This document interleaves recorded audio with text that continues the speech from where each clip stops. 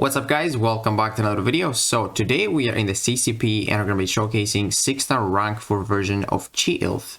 And from the testing I've done so far, she doesn't really impress me. But one thing to keep in mind is that I'm not showcasing her with recoils or deep wounds in this video. I'm going to do that on my next one. But let's get into the abilities that she has. So you're going to see that she has that purple icon that I start with 0 charges. This, every 20 seconds, this is going to get increased by 1 amount. And when that happens, I gain 2 cleanse charges. And I also begin the fight with 2 cleanse charges. And as you can see, we got 1. That means we got 4 cleanse charges. Now, you can reduce this 20-second cooldown when you parry. When you parry, this gets decreased by 5 seconds. So that's why you're going to see the cooldown is going to go a little bit faster. It's going to count an extra 5 seconds. And then there's another way. If you counter the opponent's heavy or special, you are going to decrease the timer by 7 seconds. So this is how you can build up your purple charges, which those basically increase your critical damage rating and also give you 15% bleed potency for each one. So it does take a while, even if you're doing, the parries and countering the opponent's heavies or specials to speed up the process. It does take a while to get to 10, which is the maximum. And 10 cleanse charges is the maximum as well. So it does take a while. I don't think she's going to be used in Battlegrounds offensively that much. But I haven't used it with deep wounds, like I said. But as you can see, man, we got this guy down 50% and we're still not the maximum. And I'm really trying to do this here. I'm parrying a lot. I am countering his specials to increase or decrease the timer, but it does take a while. So here our special 2, it basically applies a tranquilize, which is a 50% tranquilize. And basically if we prevent a buff, or if we bypass miss, because when this tranquilizes up, you actually can't miss. So if the opponent fails to miss or fails to proc a debuff, this gets paused for another 3 seconds. And then our special 1, it applies a grid passive, which grid passive basically ignores the opponent's unstoppable. It's like they're not unstoppable. And also you have a 50% chance to inflict the opponent with a bleed debuff with all of your attacks. Now, moving on to some, 200k health pools and then a 500k health pool. This is a sentry. So, we want to apply a lot of bleeds with Chee'ilth. And like I said, with the special 1, you have a 50% chance to apply a bleed on the opponent with each of your attacks for when this grid passive is up. This Grizzly's grid. And then also, we apply bleeds guaranteed with our medium attacks, heavy attacks, and special attacks. So with our heavy attack, we actually apply 2 more extra bleeds. So you're going to see the heavy is going to apply 4 bleeds when you have Grizzly's grid, and it's going to apply 3 when you don't have it. So as you can see, this is actually not too bad. This fight, a 200k health pool, and I'm using a 6-star rank 4 champion. This is actually not bad. And there's something that I'm doing here, that's why I stacked a lot more bleeds. So you can see, man, this was like a 40-second fight. 47 seconds, that's actually not bad. Now we're gonna move to the 500k health.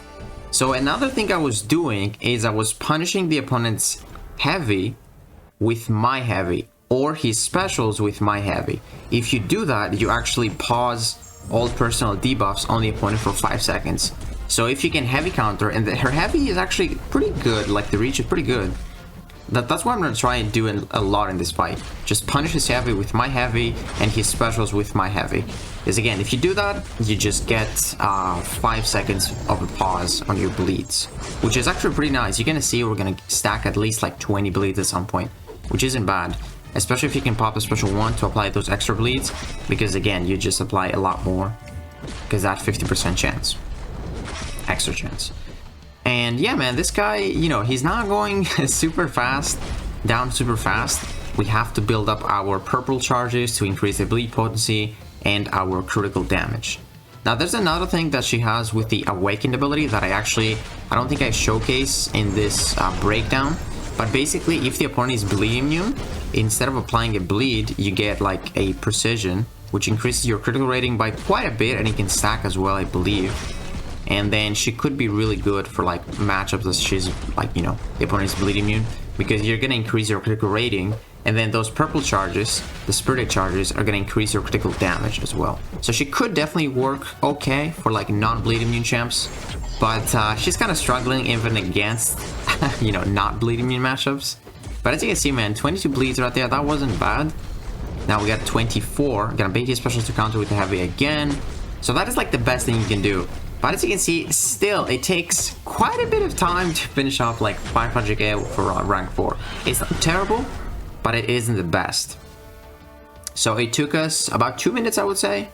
A minute and 39. You know, that's not the worst. That's like 600k health for my 6-star rank 4 champion without like deep wounds. That's actually not bad. And then the last thing I want to showcase is this Realm of Legends Hulk, where basically he's a Gamma champion. And when you're fighting Gamma champions with Chee'ilth, your personal debuffs gain 40% potency, and then your synergies get some nice bonuses as well, which is, you know, really good stuff for her synergies. But basically, we're gonna have 40% more potency on those bleeds. We have class advantage. We're gonna try to actually get all of our spirit charges built up. Like I'm parrying his specials, I am parrying his basic attacks and also countering his specials. So that's what we're trying to do, build up all the way. And then we're also going to showcase the special 3 in this fight, which is actually a really strong special 3, and that's why you can only throw it once in a fight. So you gain an indefinite vicious passive for 35%, which is really strong actually.